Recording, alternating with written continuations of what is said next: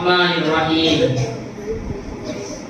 نحمده ونصلي على رسوله الكريم أما بعد وما أرسلناك إلا رحمة للعالمين.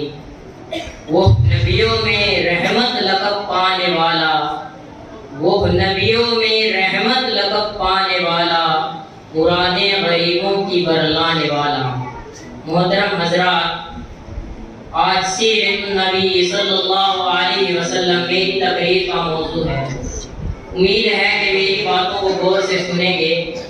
آج سے 1400 سال قبل کا زمانہ دنیا کی عام گمراہی کا زمانہ تھا.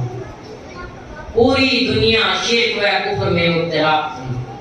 ہر جگہ فساد پھیلا ہوا تھا، ہر جگہ بگاڑ تھا. اس زمانے میں ایک اللہ کی عبادت کرنے والا کوئی نہ تھا.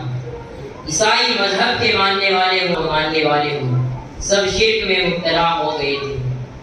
عرب کے لوگ خاص کر سب سے زیادہ بری حالت میں تھے. پتھروں، درختوں، جانوروں کی پوجا کرتے تھے، مردار کھاتے تھے، شراب پیتے تھے، معمولی باتوں پر لڑائی جھگڑا کرتے تھے، ذرا سی بات پر جنگ کرنے لگتے تھے. علامہ علی فرماتے ہیں، کہیں آنے جانے کی باتوں پر جھگڑا، کہیں آنے جانے کی باتوں پر جھگڑا، کہیں پانی پینے پلانے پر جھگڑا.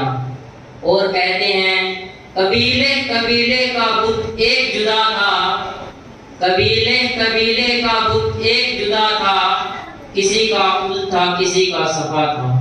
محترم حضرات، ایسے حالات میں اللہ نے عربوں پر رحم کیا اور محمد رسول اللہ صلی اللہ علیہ وسلم کو سارے جہاں کے لیے رحمت بنا کر بھیجا. حضور صلی اللہ علیہ وسلم کو اللہ نے قیامت تک کے لیے ساری دنیا کے لیے رسول بنا کر بھیجا.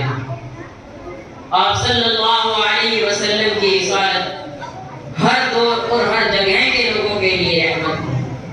آپ صلی اللہ علیہ وسلم نے جماعتوں اور خاندانوں میں بڑے لوگوں کو متحد فرمایا اور ان کے دلوں میں اللہ کی عظمت جمائی اور آخرت کی فکر پیدا کی.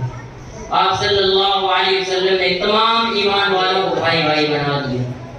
جو گمراہ تھے وہ ہدایت والے بن گئے، جو آپس میں لڑتے تھے وہ اللہ کے لیے لڑنے والے بن گئے.